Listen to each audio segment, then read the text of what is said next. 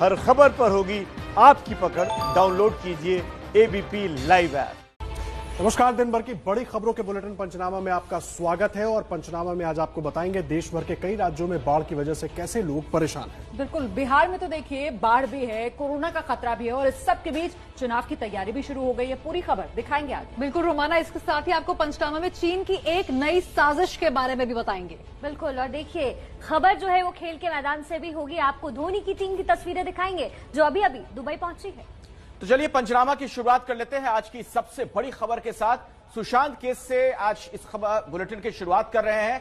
CBI ने जांच शुरू कर दी है और सबसे पहले आप देखिए आज दिन भर सीबीआई ने क्या किया। सुशांत केस में आज सीबीआई लगातार एक्शन में रही। आज सुबह से मुंबई में सीबीआई अलग अलग टीम जांच में जुटी रही। एक टीम सुशांत केस से जुड़े लोगों से पूछताछ करती रही। दूसरी टीम ने मुंबई पुलिस से सुशांत केस से जुड़े सभी दस्तावेज लिए। मुंबई पुलिस की ओर से बांद्रा जोन के डीसीपी अभिषेक त्रिमुखे ने सीबीआई को दस्तावेज सौंपे हैं। सुशांत का घर बांद्रा जोन में ही पड़ता है। त्रिमुखे वही अधिकारी हैं जिनकी रिया से सुशांत की मौत के बाद 4 बार बातचीत हुई थी। जब डीसीपी दफ्तर से निकलकर सीबीआई की टीम बांद्रा पुलिस स्टेशन पहुंची तो एक लाल रंग की मोटी फाइल भी साथ में थी।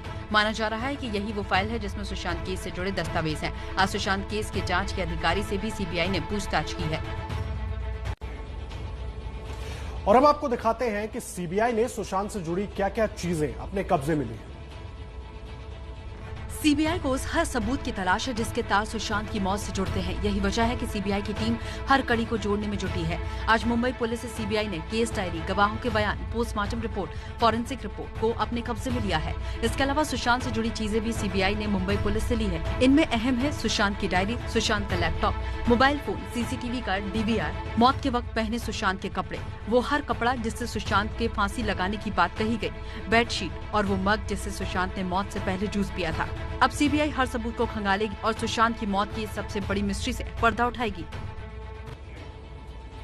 सीबीआई पूरी तरीके से एक्शन में है। सीबीआई ने पूछताछ का सिलसिला शुरू कर दिया है। आज सुशांत की कुक से सीबीआई ने पूछा कि सुशांत की मौत से पहले उस दिन, उस सुबह क्या क्या हुआ। सुशांत केस में लगातार सीबीआई सबूत की तलाश में है। आज सबसे पहले मुंबई में सीबीआई ने सुशांत के कुक नीरज से पूछताछ की। नीरज उन लोगों में से एक है जो सुशांत की मौत के वक्त फ्लैट में मौजूद था। सीबीआई नीरज से ये जानना चाहती है कि जिस दिन सुशांत की मौत हुई उस दिन और उससे पहले क्या हुआ। नीरज का बयान केस में अहम साबित हो सकता है। जिस नीरज से आज पूछताछ हुई उससे एबीपी न्यूज ने 1 हफ्ते पहले बात की थी। सुनिए तब नीरज ने क्या बताया था। 14 तारीख की सुबह की बात है। सुबह की बात तो रूम से निकलने के बाद उन्होंने मुझे ठंडा पानी बोला। तो नीरज मुझे ठंडा पानी दो, तो मैं फटाफट ठंडा पानी लेके आया। तो लेके आने के बाद उनको ठंडा पानी मैंने दिया तो सर ने पिया और मेरे को गिलास रिटर्न दिया। बोले सब कुछ ठीक है, सब तो मैंने कहा हाँ सर एकदम ओके। तो का फेस में स्माइल ठीक है बोल के ऐसे चले गए। तो मेरी आखिरी मुलाकात थी। तो मैं अपने काम पे नीचे लग गया जैसे। फिर उसके बाद जो है ब्रेकफास्ट का टाइम हो गया था, 8 साढ़े 8 हो ही गए थे। तो उसके बाद जो कुक है तो वो कुक गए ऊपर, उन्होंने ब्रेकफास्ट के लिए पूछने के लिए कि क्या लेंगे ब्रेकफास्ट में। तो सर ने बोला मैं केला और जूस लूँगा और नारियल पानी की जो। तो रोमाना, सबूत की तलाश में नीरज जो उनके घर पे कुक है उनसे तो पूछताछ हुई है, लेकिन सबूत की तलाश के अंदर सीबीआई की नजर अब सुशांत के घर पर लगे सीसीटीवी पर भी है। सीबीआई जानना चाहती है कि सुशांत की मौत से पहले किस किस ने उससे मुलाकात की थी। कहीं कोई ऐसा तो नहीं जो अब तक पूरी जांच से बाहर हो। यही वजह है कि सुशांत के घर पर लगे सीसीटीवी का डीवीआर भी सीबीआई अपने कब्जे में ले लेगी और उसका परीक्षण कराया जाएगा। सीबीआई जानना चाहती है कि क्या घटना वाले दिन कैमरे काम कर रहे थे। अगर नहीं तो क्या किसी ने जानबूझकर सीसीटीवी कैमरों से छेड़छाड़ की थी। डीवीआर को जांच के लिए फॉरेंसिक लैब भेजा जाएगा। जिस कंपनी ने सीसीटीवी कैमरे को सुशांत की बिल्डिंग में इंस्टॉल किया था, जो मेंटेनेंस करते थे, उनसे भी पूछताछ होगी। इसके साथ ही इस केस से जुड़े हर किरदार की घटना वाले दिन की लोकेशन और लास्ट 24 घंटे की कॉल की डिटेल्स ली जा रही हैं, जिनका एनालिसिस किया जाएगा। देखिए, सुशांत मामले में सवाल कई हैं, कई बड़े सवाल हैं। अब आपको बताते हैं कि सीबीआई किन सवालों के जवाब ढूंढना चाहती है ताकि सुशांत केस का सच दुनिया के सामने आ सके। सुशांत केस की जांच में जुटी सीबीआई का सबसे पहला फोकस ये पता लगाने में है कि सुशांत की मौत हत्या है या खुदकुशी। ये जानने के लिए सीबीआई ने मुंबई पुलिस को सुशांत की मौत वाले दिन घटनास्थल पर मौजूद चश्मदीदों को बुलाने के लिए कहा है। इसके साथ ही सुशांत के कमरे का ताला खोलने वाले को भी बुलाया जाएगा। सीबीआई ये भी पता लगाना चाहती है कि सुशांत की मौत से रिया को क्या फायदा। या अगर किसी और को फायदा था तो वो शख्स कौन था। सीबीआई सूत्रों के मुताबिक मुंबई पुलिस ने जो दस्तावेज सीबीआई को सौंपे हैं उनका बारीकी से आकलन किया जा रहा है। इसके बाद सीबीआई टीम सुशांत के फ्लैट में घटना वाले दिन का परीक्षण भी करेगी और उसके बाद से इस मामले की गवाहों, आरोपियों से पूछताछ का काम शुरू हो जाएगा ताकि केस को जल्द से जल्द सुलझाया जा सके। और आपको यह भी बता दें कि सुशांत केस की सीबीआई जांच शुरू होने के बाद एक्ट्रेस कंगना रनौत ने सोशल मीडिया पर शुक्रिया कहा। इस साल जो मैंने देखा है, मैंने पहली बार सोशल मीडिया की पावर देखी है और मैंने देखा है कि कैसे सारा विश्व एक साथ आके हम सब सुशांत के लिए हम लोगों ने जिस तरह से फाइट किया और उसमें सफलता पाई है, इससे मुझे बहुत उम्मीदें हो गई है। मुझे बहुत आशाएं हैं कि हम सब मिलके इस तरह से जो भी हम न्यू इंडिया के लिए रिफॉर्म्स चाहते हैं उसके लिए आवाज उठा सकते हैं। और इसलिए इस महीने मैंने सोशल मीडिया पे for the first time I have come on Twitter and I am so excited and मुझे आपका सहयोग चाहिए and I am looking forward to this journey जहाँ पे इतने सारे अमेजिंग लोग हैं और उनको जानने का मौका मिल रहा है। और अब आपको महेश भट्ट और रिया चक्रवर्ती की वो व्हाट्सएप चैट दिखाते हैं जिससे खुलासा हुआ कि रिया ने खुद सुशांत से रिश्ता तोड़ा था।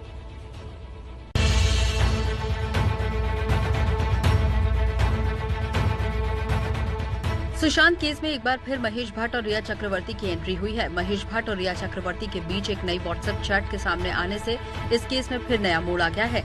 दावा है ये वो व्हाट्सएप चैट है जो फिल्म निर्देशक महेश भट्ट और रिया चक्रवर्ती के बीच 8 जून को हुई थी। 8 जून को सुशांत का घर छोड़ने के बाद रिया ने महेश भट्ट को मैसेज कर लिखा था, रिया, भारी दिल और राहत के एहसास के साथ आयशा आगे बढ़ गई है। आपके साथ आखिरी बातचीत ने मेरी आंखें खोल दी थी। आप मेरे भगवान हैं। आप तब भी थे और आज भी हैं। उन्होंने रिया को जवाब देते हुए महेश भट्ट ने लिखा, अब पीछे मुड़कर मत देखना, जो होना ही था उसे मुमकिन कर दिखाओ। अपने पिता को मेरा प्यार देना, वो काफी खुश होंगे। रिया ने जवाब देते हुए लिखा, सर थोड़ी हिम्मत मिली है। उस दिन फोन पर आपने मेरे पिता के बारे में जो कहा था उससे मुझे और शक्ति मिली है। उन्होंने आपको प्यार भेजा है। मेरे लिए हमेशा खास बने रहने के लिए आपका धन्यवाद। इस पर महेश भट्ट ने कहा, तुम मेरी बच्ची हो, मैं काफी हल्का महसूस कर रहा हूँ। इसके बाद रिया ने लिखा, मेरे पास कोई शब्द नहीं है, सिर्फ पूरा दिल है। मेरे दिल में जो सबसे अच्छी भावनाएं हैं वो आपके लिए हैं। महेश भट्ट ने जवाब दिया, बहादुर बने रहने के लिए धन्यवाद। आखिर में रिया ने लिखा, किस्मत का धन्यवाद कि मैं आपसे मिली। आप सही थे, हमारी राहें इसी दिन के लिए मिली थी, फिल्म के लिए नहीं बल्कि किसी और चीज के लिए। आपका हर एक शब्द मेरे दिमाग में गूंज रहा है। आपके निस्वार्थ प्यार का मुझ पर काफी गहरा प्रभाव हुआ है। रिया चक्रवर्ती और महेश भट्ट की इस चैट से ऐसा लगता है कि रिया के पिता इंद्रजीत चक्रवर्ती भी सुशांत और रिया के रिश्ते से खुश नहीं थे। वो रिया को सुशांत के साथ नहीं देखना चाहते थे। इस चैट से ये भी लगता है कि रिया ने खुद ही सुशांत से रिश्ता तोड़ा था।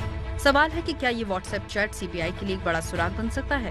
क्या सुशांत की आत्महत्या को इस चैट से जोड़कर देखा जा सकता है? क्या सीबीआई इस चैट के आधार पर महेश भट्ट और रिया चक्रवर्ती से पूछताछ करेगी? और सुशांत की मौत कथित खुदकुशी है या फिर हत्या, क्या उसका राज खुल सकता है? और आइए आगे बढ़ते हैं। अब लोनावला का वो फार्म हाउस जहां सुशांत को छुट्टियां बिताना बेहद पसंद था, जहां सुशांत को सुकून मिलता था, वहां से एक्सक्लूसिव रिपोर्ट दिखाते हैं। हैंगआउट विला नाम के इस गेस्ट हाउस को सुशांत ने जून 2018 में पहली बार किराए पर लिया था। मई 2020 में उनका करार खत्म हो गया था। फार्म हाउस के मैनेजर रईस का कहना है कि लॉकडाउन से पहले सुशांत ने यहाँ 2-3 महीने गुजारने का प्लान बनाया था, लेकिन एंड वक्त पर अपना प्लान कैंसिल कर दिया था। उनका फोन आता है, सैम्यूल का फोन आया, सैम्यूल मिरिंडा का कॉल आता है कि भाई उनका कैंसिल हो गया है। वो जो आने का जो प्लानिंग था वो कुछ आ नहीं मतलब उनका वहाँ पे जो तैयारी हुई थी तो उन्होंने वहाँ पे कैंसिल कर दिया। सुशांत हर महीने इस फार्म हाउस का 2 लाख रुपए से ज्यादा किराया चुकाते थे। रईस के मुताबिक आखिरी बार सुशांत यहाँ फरवरी 2020 में आए थे और उस वक्त रिया उनके साथ नहीं आई थी। उनके स्टाफ में दीपेश, केशव, धीरज और सिद्धार्थ पिठानी ही आए थे। रिया उनके साथ पिछले साल जून में आई थी। रिया के जन्मदिन के एक दिन बाद यानी 2 जून 2019 में फार्म हाउस में शिव की एक बड़ी सी प्रतिमा की स्थापना की गई थी और उसी से जुड़ी पूजा यहाँ हुई थी, जिसमें सुशांत, रिया और रिया के परिवार वाले भी शामिल हुए थे। रईस ने कहा कि सुशांत इस फार्म हाउस को खरीदने के भी इच्छुक थे, लेकिन इसे क्यों नहीं खरीद पाए इसका खुलासा नहीं हो पाया। और अब खबर राजनीति के मैदान से। देखिए, बिहार में चुनाव की तारीखों का ऐलान नहीं हुआ है, लेकिन नीतीश के एक बयान ने सुगबुगाहट जरूर पैदा कर दी है। कल नीतीश ग्रामीण कार्य विभाग के मंत्री और अधिकारियों के साथ 15,000 करोड़ से ज्यादा की योजनाओं का शिलान्यास और उद्घाटन कर रहे थे। इस दौरान नीतीश कुमार ने सितंबर महीनों में विधानसभा चुनाव के ऐलान का संकेत दे दिया।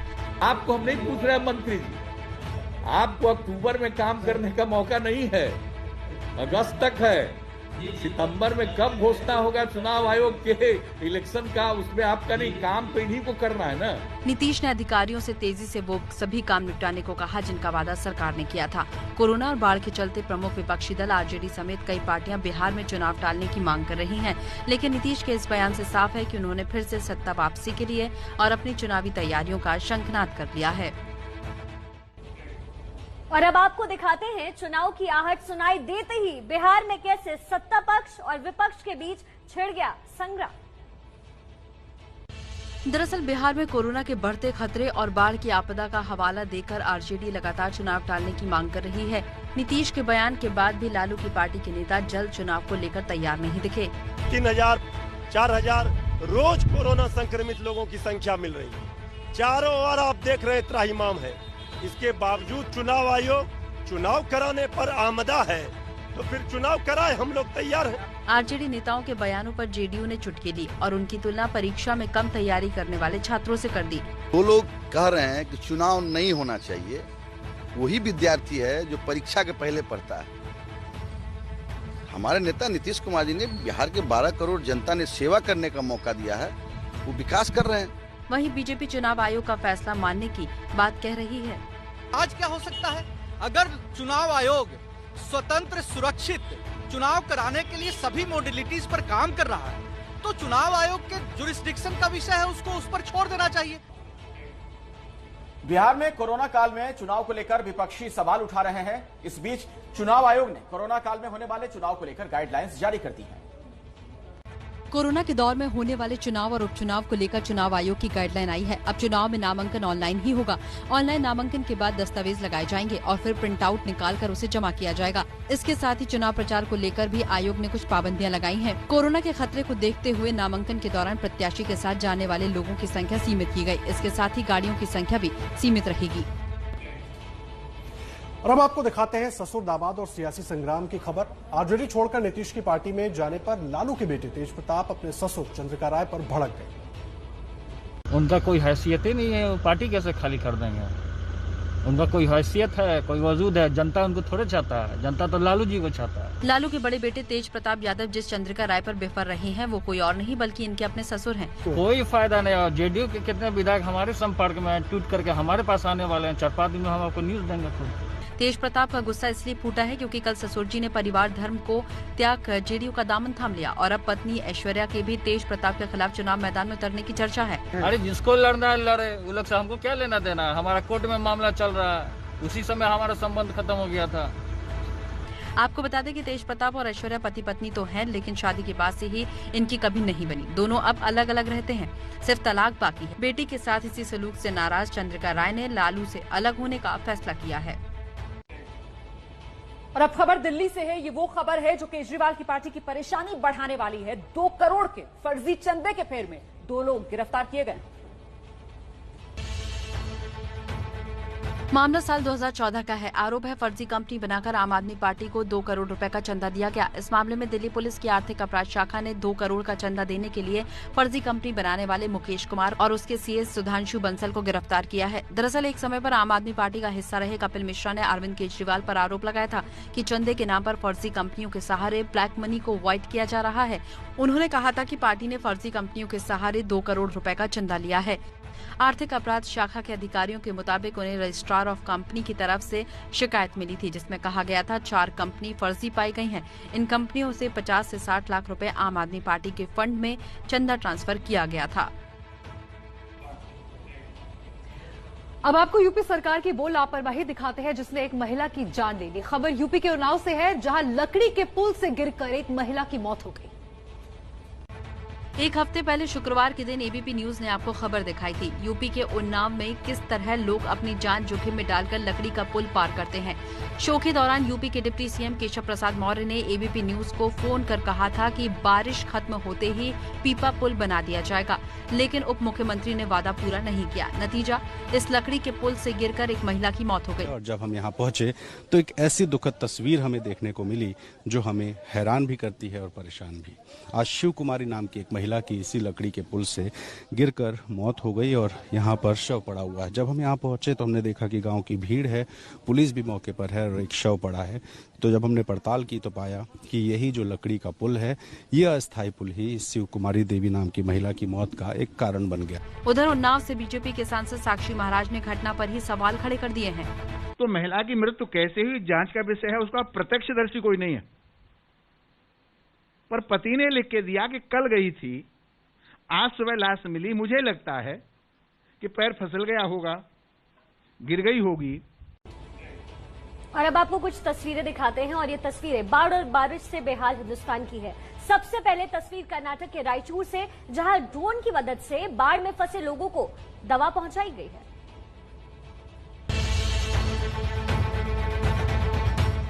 तस्वीरों में कृष्णा नदी किनारे 4 लोग दिख रहे हैं। सभी आसमान की तरफ टकटकी लगाए खड़े हैं, मगर क्यों? इसका जवाब जानने के लिए तस्वीर देखिए। तस्वीर में ड्रोन से लटकी एक रस्सी और रस्सी में बंधा एक पार्सल दिख रहा है। ये ड्रोन कर्नाटक में रायचूर के लिंगसगुरु तालुका पर इन लोगों के लिए दवाइयां लेकर पहुंचा है। ये दवाइयां थिमप्पा नाम के एक लकवाग्रस्त मरीज के लिए हैं। जब एक कृष्णा नदी में उफान आती है, लिंगसगुरु तालुका आइलैंड में तब्दील हो जाता है और इस इलाके तक पहुंचना काफी कठिन होता है। इसलिए दवाई पहुंचाने के लिए ड्रोन का सहारा लिया गया। यहाँ 20 एकड़ कृषि भूमि है और 6 परिवार रहते हैं, जो आम दिनों में कहीं आने जाने के लिए बोट का सहारा लेते हैं। और अब जो तस्वीरें हम आपको दिखाने जा रहे हैं उत्तराखंड के रामनगर की हैं, जो बता रही हैं कि जल्दबाजी कितनी जानलेवा हो सकती है।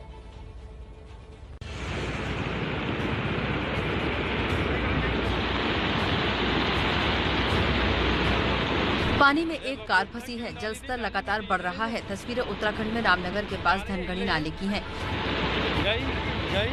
एक सेंट्रो कार सवार इस नाले को पार करने की कोशिश करता है, लेकिन अचानक से नाले में पानी का स्तर और बहाव बढ़ने लगता है और कुछ ही देर में ये कार पानी में बह जाती है। कार में अल्मोड़ा के रहने वाले कमल सिंह अपनी पत्नी साली और 3 बच्चों के साथ रामनगर लौट रहे थे। जल्द पहुंचने के चक्कर में नाले का रास्ता चुना और इस आफत में फंस गए। गनीमत रही कि ये सभी बाल बाल बच गए।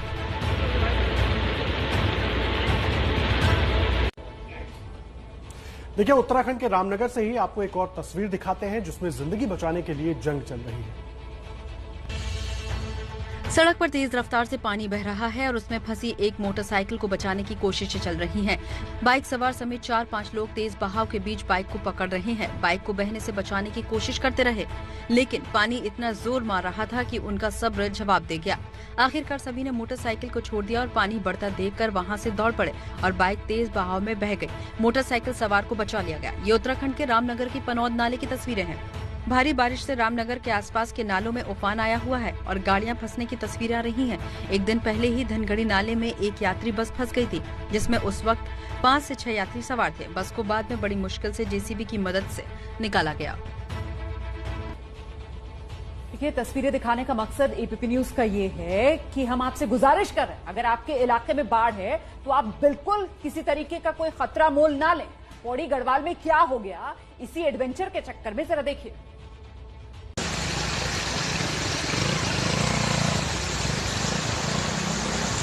पहाड़ी नदी पूरे उफान पर है। आने जाने वाले रास्ते पानी में डूबे हुए हैं, लिहाजा लोग जान जोखिम में डालकर उफनती नदी को पार करने का जोखिम उठा रहे हैं।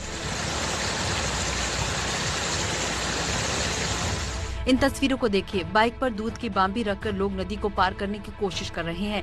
लहरें इतनी तेज है कि अगर बाइक फिसली तो इस पर बैठा शख्स पानी में बहता चला जाएगा।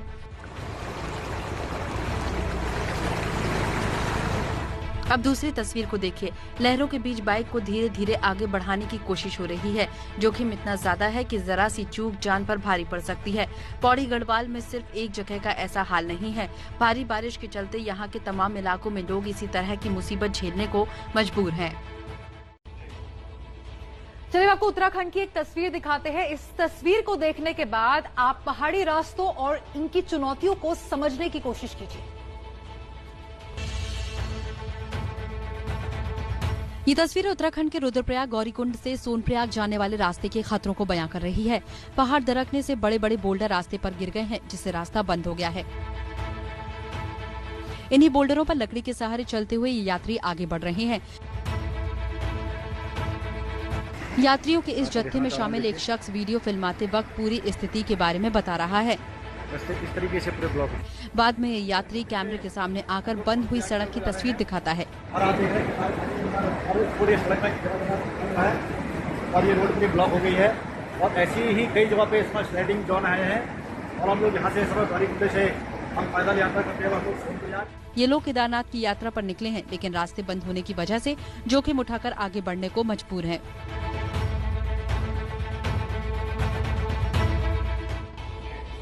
और अब तस्वीरें पिथौरागढ़ से, जहां बाढ़ की वजह से शहर को जोड़ने वाली जो सड़क थी वो भी टूट गई। बाढ़ बारिश के बीच उत्तराखंड के मुनस्यारी में लोगों की मुसीबतें दिखाती दो तस्वीरें देखिए। एक तरफ टूटी सड़क तो दूसरी तरफ लकड़ी के पुल से सफर करते लोग। उत्तराखंड के मुनस्यारी से हरकोट और हरकोट के कई सारे गांवों को जोड़ने वाली इकलौती सड़क की तस्वीरें हम आपको दिखा रहे हैं। लैंडस्लाइड के बाद दरअसल ये जो सड़क है नामो निशान उसका मिट चुका है। ये दरअसल एक पक्की सड़क हुआ करती थी। देखिए जगह जगह पर आपको बड़े बड़े पत्थर यहाँ पर दिखाई देंगे जो कि सड़क पर आ गिरे हैं और सड़क अब पूरी तरह से नष्ट हो चुकी है। सड़क टूटने की वजह से लोगों को कई किलोमीटर तक इन्हीं खतरनाक रास्तों से सफर करना पड़ रहा है। ये पुल आपने बनाया है, किसने बनाया है? वो ऐसे लोकल के आदमी से बनाया है। वो आदमी चलने लायक, आप आदमी रात को दिन में बनाते हैं, रात को ऐसे भगा के चले जाता है। ठीक है, अब यहाँ सुविधा कोई चीज का नहीं है। अब आपको बिहार लिए चलते हैं। बिहार में बाढ़ पीड़ित जनता मदद मांग रही है, लेकिन सरकार ने हाथ खड़े कर लिए। ये आंसू बिहार में बाढ़ पीड़ितों के दर्द को बयां कर रहे हैं। मुजफ्फरपुर में कहीं बाढ़ में लोगों के घर तबाह हो गए, कहीं बाढ़ का पानी उतरने के बाद जल जमाव से संक्रमण का खतरा बढ़ गया है। जनता खून के आंसू रो रही है। बिहार सरकार के मंत्री जले पर नमक छिड़क रहे हैं। बाढ़ से मुक्ति का क्या होगा, आप लोग एक आइडिया दे दीजिए, हम लोग करेंगे उसी पर। इसलिए ऐसी सरकार और उसके मंत्रियों से जनता ने भी उम्मीद छोड़ दी है। बिहार सरकार के मंत्री ये कहते हैं कि ये प्राकृतिक आपदा है। हिमालय से निकलने वाली नदियों और जो समई नदियां होती हैं उनके बीच में अंतर समझा रहे हैं। लेकिन हैरानी की बात यह है कि साहब ये नदियां हिमालय से भले निकलती हैं, लेकिन आपकी जिम्मेदारी है कि जो लोग बाढ़ से प्रभावित हों कम से कम उन तक मदद तो पहुंचाना आपका काम है। ये भी भगवान के भरोसे होगा। बिहार में बाढ़ का कहर कम तो हुआ है, खत्म नहीं हुआ है। दरभंगा में नदी की तेज धार के बीच फंसे 3 युवकों को बचाया गया। दरभंगा की उफनती नदी बागमती और इस नदी की तेज धार में फंस गए ये 3 युवक। नदी में फंसने की खबर जब राहत बचाव दल को लगी तो एनडीआरएफ की टीम ने 3 युवकों को बचाने के लिए रेस्क्यू शुरू किया।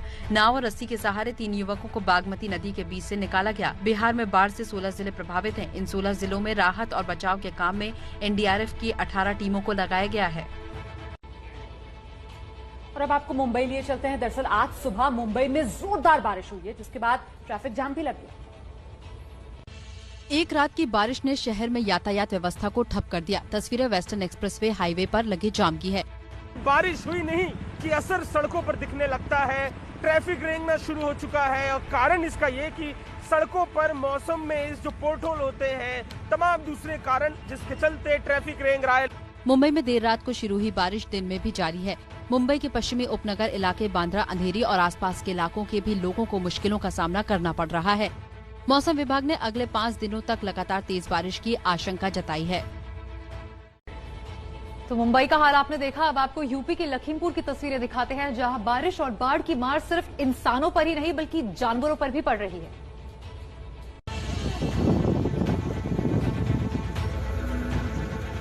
यूपी के लखीमपुर खीरी के दुधवा नेशनल पार्क से आई इन तस्वीरों को देखिए। 2 गेंडे बाढ़ में घिर गए हैं।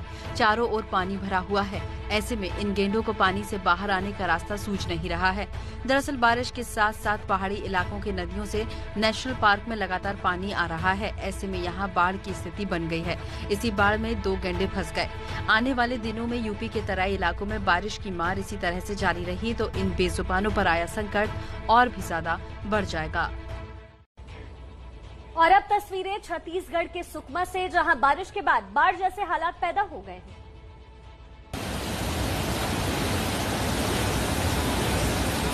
भारी बारिश के बाद छत्तीसगढ़ के सुकमा में नदी नाले उफान पर हैं।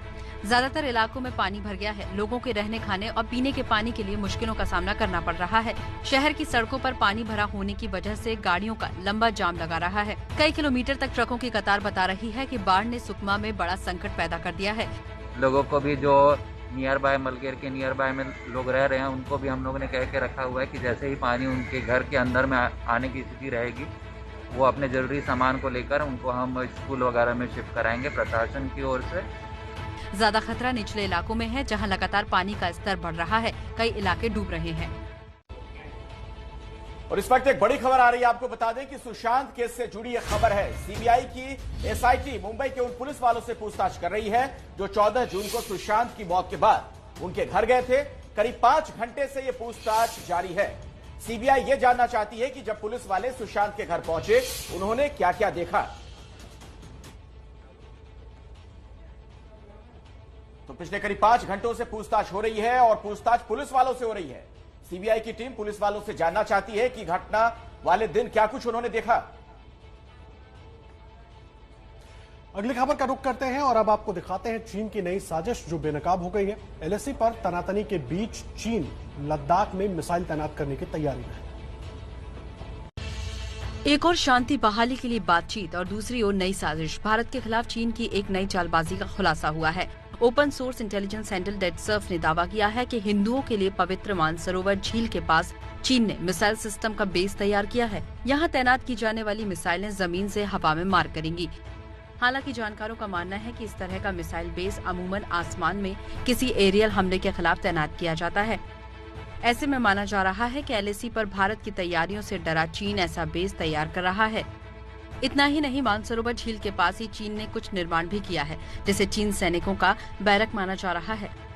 आपको बता दें कि मानसरोवर झील भारत चीन नेपाल के विवादित ट्राई जंक्शन लिपुलेक काला पानी के बेहद करीब है। पूर्वी लद्दाख में पिछले 3 महीने से चल रही तनातनी के दौरान लगातार इस तरह की खबरें आ रही हैं कि चीन इस ट्राई जंक्शन के आसपास भी अपनी तैनाती बढ़ा रहा है। अब ये तस्वीरें आने के बाद इन दावों की पुष्टि भी हो रही है। आगे बढ़ते हैं, अगली खबर का रुख करते हैं। जासूसी और हवाला कारोबार का आरोपी चीनी नागरिक चार्ली पेंग से इनकम टैक्स के अधिकारियों ने उसके घर पर पूछताछ की है। 1000 करोड़ के हवाला कारोबार और मनी लॉन्ड्रिंग के आरोपी चीनी नागरिक चार्ली पेंग आईटी और ईडी के निशाने पर है। चार्ली पेंग और फ्लुओ सिंह गुरुग्राम के DLF 5 के पार्क पैलेस सोसाइटी में फ्लैट नंबर 194 में रहता है। चार्ली पेंग जो फिलहाल अपने घर पर नहीं है। जांच एजेंसी से यहाँ पर पहुंची थी, चार्ली पेंग से पूछताछ भी हुई थी। करीब 2 दर्जन से ज्यादा शेल कंपनीज बनाकर इस पूरे हवाला कारोबार और मनी लॉन्ड्रिंग को अंजाम दिया गया था, जिसके बाद से इनकम टैक्स ने कई राउंड पूछताछ की थी। साथ ही जो ईडी है उसने इस पूरे मामले में मुकदमा दर्ज किया हुआ है। पेंग पर जासूसी करने का आरोप है। वो यहाँ तिब्बती लोगों के संपर्क में था और दलाई लामा और उनके सहयोगियों के बारे में जानकारी जुटा रहा था। अगली खबर का रुख करते हैं। पाकिस्तान के कश्मीर राग को लेकर अंतर्राष्ट्रीय मंच पर एक बार फिर से भारत ने पाकिस्तान को लताड़ लगाई है। My country Pakistan has remained a victim of terrorism and has suffered more during last 2 decades. कैसे पाकिस्तान दुनिया की आंखों में धूल झोंकता है, इसका नमूना है ये बयान देने वाले शख्स हैं पाकिस्तान की नेशनल असेंबली के स्पीकर असद कुरैशी। हर 5 साल में आयोजित होने वाली इंटरनेशनल स्पीकर कॉन्फ्रेंस की 5वीं बैठक इस बार वर्चुअल हुई। इसी में एक सेशन था आतंकवाद और चरमवाद का सामना, पीड़ितों का पक्ष। बेशर्मी देखिए, आतंकवाद के एक्सपोर्ट्स पाकिस्तान ने आतंकवाद की जड़ कश्मीर को बताई। We have witnessed the manifestation of these tribals in India, illegal occupation of Jammu and Kashmir. For 70 years, its people have been subjected to blatant violation of fundamental rights, including the rights to self-determination, which has been promised to them by the international community.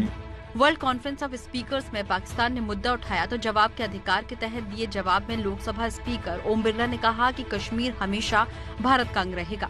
उन्होंने पाकिस्तान को आईना दिखाते हुए कहा कि पाकिस्तान ने तो अंतर्राष्ट्रीय आतंकी ओसामा बिन लादेन को भी शहीद बताया था।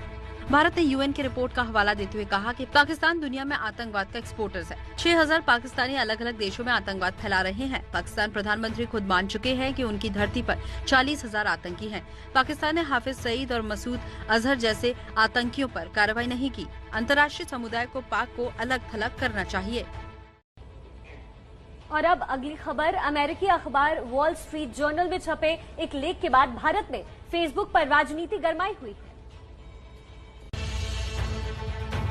फेसबुक विवाद पर बीजेपी और कांग्रेस में भिड़ंत तेज होती जा रही है। निशिकांत दुबे के बाद बीजेपी सांसद राज्यवर्धन राठौर ने भी स्पीकर ओम बिरला को चिट्ठी लिखकर संसदीय समिति से शशि थरूर को हटाने की मांग कर दी है।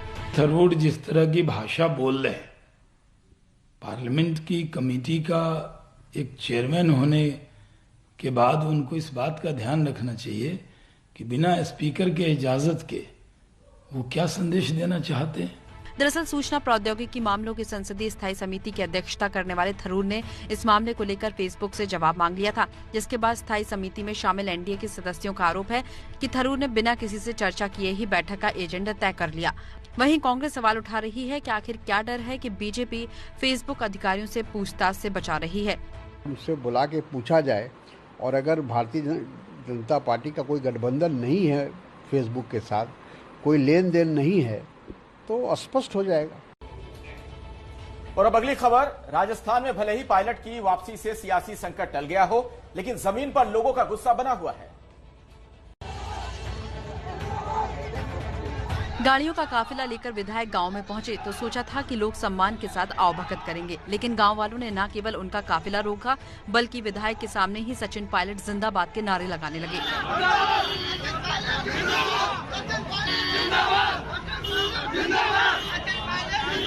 दरअसल भरतपुर के नदबई से विधायक जोगेंद्र सिंह अवाना गांव के एक मंदिर में दर्शन के लिए गए थे, जहां लोगों ने उनकी गाड़ी को घेर लिया। लोगों का गुस्सा इस बात को लेकर था कि गहलोत और पायलट की टकराव के दौरान विधायक अवाना गहलोत के पाले में क्यों खड़े रहे। ये भी बता दें कि जोगेंद्र अवाना बीएसपी के टिकट से चुनाव जीते थे और बाद में पार्टी के अन्य विधायकों के साथ कांग्रेस में शामिल हो गए थे। इस विलय के खिलाफ लगाई गई याचिका पर अभी कोर्ट का फैसला आना बाकी है। और अब अगली खबर मध्य प्रदेश से, जहां कांग्रेस से पाला बदलकर बीजेपी में जाने वाले मंत्री राज्यवर्धन सिंह को विरोध का सामना करना पड़ा।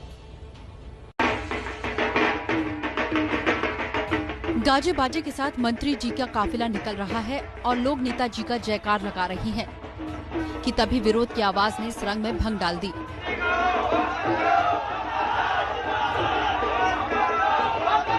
दरअसल एमपी के मंत्री राज्यवर्धन सिंह धार के दत्ती गांव में भूमि पूजन के कार्यक्रम में गए थे कि तभी कांग्रेस कार्यकर्ताओं ने उनका विरोध शुरू कर दिया। दरअसल विधानसभा चुनाव में कांग्रेस से जीतने के बाद राज्यवर्धन सिंधिया के साथ बीजेपी में शामिल हो गए थे, जिसे लेकर उनके क्षेत्र के लोगों में नाराजगी है। और अब बात कोरोना संकट की। कोरोना वायरस का कहर तेजी से अपने पैर पसार रहा है भारत में। देश में संक्रमितों की जो संख्या है वो 29 लाख के पार पहुंच गई। भारत में कोरोना संक्रमण की रफ्तार कम होने का नाम नहीं ले रही है। बीते 24 घंटे में देश में कोरोना के 68,898 नए मामले सामने आए, जबकि 983 लोगों की मौत हुई, जिसके बाद मरने वालों की संख्या 54,849 तक पहुंच गई है। हालांकि राहत की बात यह है कि अब तक 21,58,947 मरीज ठीक होकर अपने घरों को लौट चुके हैं। बीते 24 घंटे में कोरोना के सबसे ज्यादा करीब 62,000 मरीज ठीक हुए हैं। अब देश में कोरोना मरीजों की रिकवरी रेट 74.29% तक पहुंच गई है। भारतीय चिकित्सा अनुसंधान परिषद ICMR के मुताबिक कल यानी 20 अगस्त 2020 तक देश में कोरोना वायरस के कुल 3 करोड़ 34 लाख से ज्यादा सैंपल टेस्ट किए जा चुके हैं। अगली खबर का रुख करते हैं। देखिए, लालू प्रसाद यादव की सुरक्षा में जो 9 जवान तैनात किए गए थे, अब वो कोरोना पॉजिटिव पाए गए हैं। कोरोना के खतरे से बचाने के लिए आरजेडी अध्यक्ष लालू यादव 5 अगस्त को रिम्स के डायरेक्टर के बंगले में शिफ्ट किया गया था और अब इसी बंगले में तैनात 9 सुरक्षा कर्मी कोरोना पॉजिटिव पाए गए हैं। रिम्स के अधिकारियों के मुताबिक सभी 9 सुरक्षा कर्मियों को इलाज के लिए भेज दिया गया है। साथ ही जिलाधिकारी को इसकी रिपोर्ट भी भेज दी गई है। लालू यादव को कोरोना संरक्षण से बचाने के लिए अस्पताल प्रबंधन कोई रिस्क नहीं लेना चाहता है, इसलिए सभी जरूरी कदम उठाए जा रहे हैं। बता दें कि चारा घोटाले में सजा काट रहे लालू यादव इलाज के लिए रिम्स में भर्ती हैं। और देखिए, कोरोना का जो कहर है वो कम नहीं हो रहा, लेकिन बावजूद इसके लोग लापरवाही करने से बाज नहीं आ रहे। एमपी की 27 सीटों पर उपचुनाव होने हैं और इनकी तैयारियों में सरकार के मंत्री जी जान से जुटे हैं, लेकिन लगातार हो रही रैलियों के बीच माननीयों ने कोरोना से बचाव के सारे नियम भी ताक पर रख दिए हैं। ये प्रदेश सरकार के गोविंद राजपूत की सागर के खुरकी क्षेत्र में हुई जनसभा की तस्वीरें हैं। मंच से मंत्री भाषण दे रहे हैं। सामने बैठे ज्यादातर लोगों के चेहरों पर मास्क नहीं है और सोशल डिस्टेंसिंग की बात करना बेमानी है। लापरवाही का ये आलम तब है जब सूबे के सीएम शिवराज सिंह चौहान खुद कोरोना संक्रमित हो चुके हैं। सीएम के अलावा प्रदेश में 5 और मंत्री भी कोरोना पॉजिटिव पाए जा चुके हैं, लेकिन इस हालत के बावजूद मंत्री कोई सबक सीखने को तैयार नहीं। और अब बात उस वीडियो की, कल दिन भर आपके फोन पर वो वीडियो कई बार आया होगा जिसमें एक आदमी लोगों को लाठियों से पीट रहा है। कौन है वो आदमी और क्यों इस कदर लाठीबाज बन गया, आप देखिए। सोशल मीडिया पर पिटाई का ये वीडियो तेजी से वायरल हो रहा है। वायरल वीडियो में पुलिस की टीम एक दुकान से 2 युवकों को खींचकर बाहर निकालती है और फिर पुलिस की टीम में सफेद शर्ट पहने एक आदमी इन युवकों पर लगातार डंडा बरसाने लगता है। ये वीडियो यूपी के बलिया का है और सफेद शर्ट पहने डंडे से युवक की पिटाई कर रहे आदमी यूपी के बलिया जिले में बेलथरा रोड के एसडीएम हैं और इनका नाम है अशोक चौधरी। पता चला है कि एसडीएम साहब सुबह से मास्क जाँच का अभियान चला रहे थे। वो शहर में कई जगह मास्क के लिए लाठीचार्ज करते देखे गए। शहर की बाजार में जब एसडीएम साहब पहुंचे तो एक दुकान में 2 युवक खड़े दिखे। दुकान में 2 गज की दूरी के लिए रस्सी भी बांधी गई थी, पर युवक के मुंह में रुमाल देख एसडीएम साहब भड़क गए। वीडियो के काफी तेजी से वायरल होने के बाद यूपी के मुख्यमंत्री योगी आदित्यनाथ ने मामले का संज्ञान लेते हुए एसडीएम को निलंबित कर दिया है।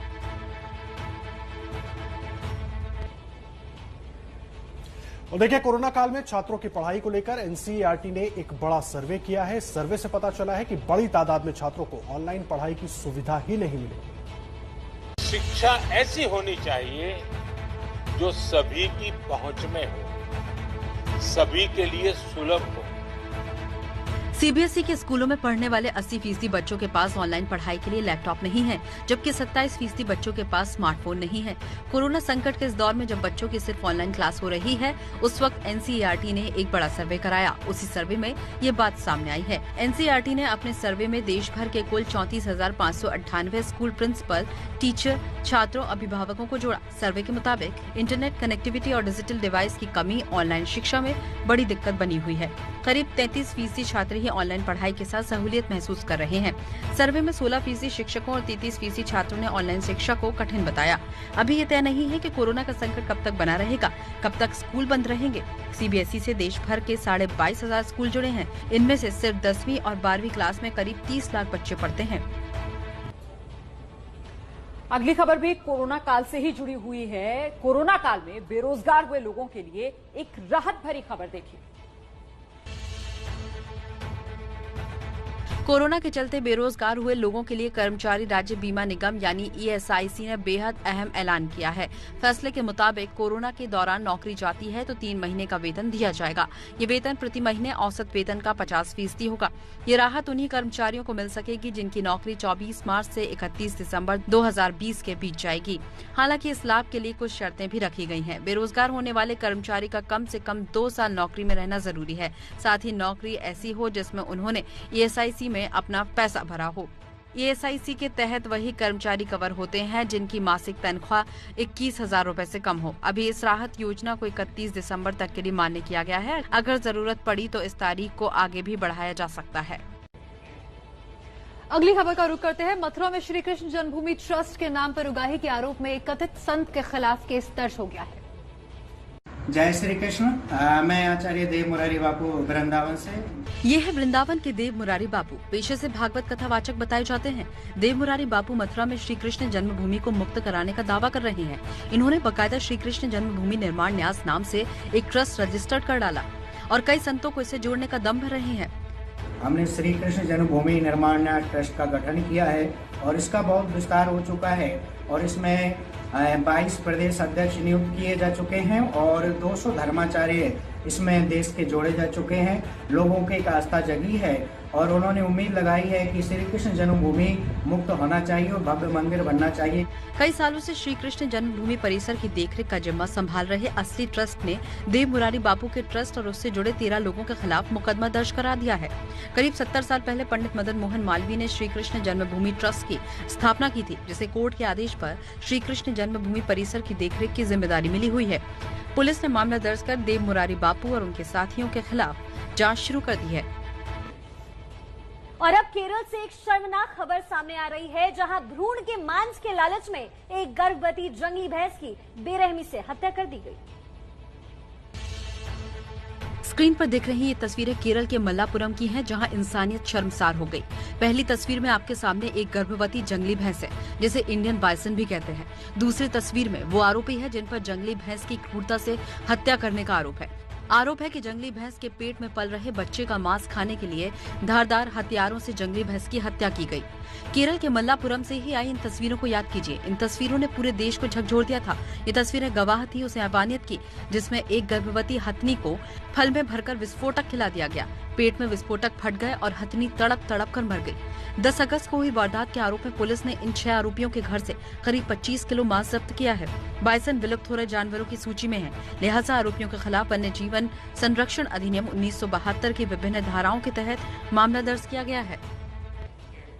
तो इंसानियत को शर्मसार करने वाला ये मामला है। अब अगली खबर एमपी से है, जहां रतलाम में बेकाबू कार ने 2 लोगों की जान ले ली। बेकाबू रफ्तार कैसे बेगुनाहों की जान लेती है, ये तस्वीरें उसकी गवाह है। ये तस्वीरें बता रही हैं कि नाबालिग नौसिखिए को गाड़ी चलाने की इजाजत देने का अंजाम क्या हो सकता है।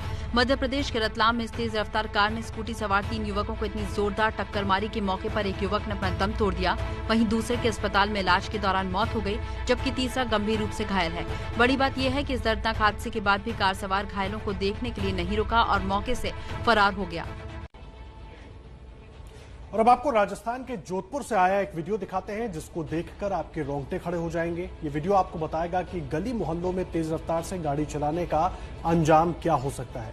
बाइक पर सवार ये दंपत्ति सुबह सुबह मंदिर से दर्शन कर अपने घर की ओर लौट रहा था। उसी दौरान तेज रफ्तार में एक टवेरा गाड़ी ने इन्हें टक्कर मार दी। दोनों टक्कर के बाद बेसुध होकर गिर पड़े। टवेरा गाड़ी फरार हो गई। स्थानीय लोगों ने पति पत्नी को अस्पताल पहुंचाया, जहां दोनों की हालत गंभीर बनी हुई है।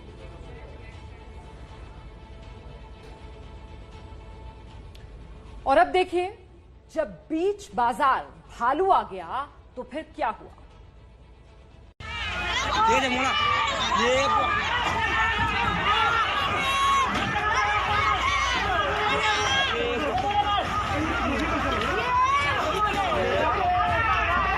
ओडिशा के कालाहांडी से ये दहशत पैदा करने वाली तस्वीरें आई हैं, जहां एक शख्स पर भालू हमला कर रहा है। अपनी जान बचाने के लिए ये शख्स हाथ पैर चला रहा है कि तभी कुछ लोग डंडे से भालू पर हमला करते हैं और भालू दूसरी ओर भाग जाता है।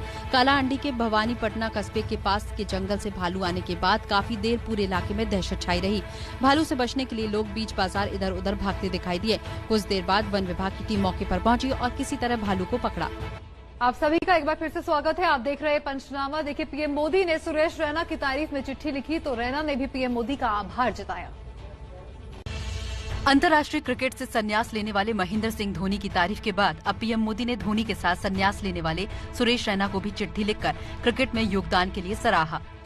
पीढ़ियां न सिर्फ आपको एक बेहतरीन बल्लेबाज के तौर पर याद रखेंगी, बल्कि एक उपयोगी गेंदबाज के रूप में भी आपकी भूमिका को भुलाया नहीं जा सकता। आप एक ऐसे गेंदबाज रहे हैं जिन पर मौका आने पर कप्तान भरोसा कर सकते हैं। आपकी फील्डिंग शानदार रही थी। आपने जितने भी रन बचाए उसका हिसाब लगाने में तो कई दिन लग जाएंगे। क्रिकेट के मैदान पर आपका करियर शानदार रहा है। अब आप अपनी नई जिंदगी के लिए तैयार हो चुके हैं। पीएम के खत पर सुरेश रैना ने ट्वीट कर जवाब दिया। लिखा कि जब हम खेलते हैं तब हम अपना खून और पसीना देश के नाम कर देते हैं। इससे बेहतर तारीफ कुछ और नहीं हो सकती जब आप लोगों से प्यार मिलता है और देश के पीएम का स्नेह प्राप्त होता है। नरेंद्र मोदी जी, आपकी प्रशंसा भरे शब्दों और शुभकामनाओं के लिए शुक्रिया। मैं कृतज्ञता से इसे स्वीकार करता हूँ। जय हिंद। देखिए, आईपीएल का इस बार आयोजन दुबई में हो रहा है और दुबई में लोगों का जोश जो है वो बिल्कुल हाई हो चुका है। अभी से क्रिकेट का जो खुमार है वो लोगों के सिर पर चढ़कर बोल रहा है। First ball of the match. Dubai की तस्वीरें बता रही हैं कि आईपीएल को लेकर यहां के लोगों का जोश कितना हाई है। First ball, huge appeal down the leg side. Dubai में तापमान 40 डिग्री के पार है, लेकिन लोगों के जोश में कोई कमी नहीं है। आईपीएल के लिए टीमों के पहुंचने का सिलसिला शुरू हो गया है। इससे पहले यहां के लोकल खिलाड़ी अभ्यास कर रहे हैं। आईसीसी क्रिकेट एकेडमी समेत कई ऐसे मैदान हैं जहां लोकल क्रिकेटर्स को भी प्रैक्टिस करने की मंजूरी मिल गई है। इन्हीं मैदानों पर आईपीएल खेलने वाली टीमें भी अभ्यास करेंगी। इससे पहले 2014 में भी दुबई में आईपीएल का आयोजन हुआ था।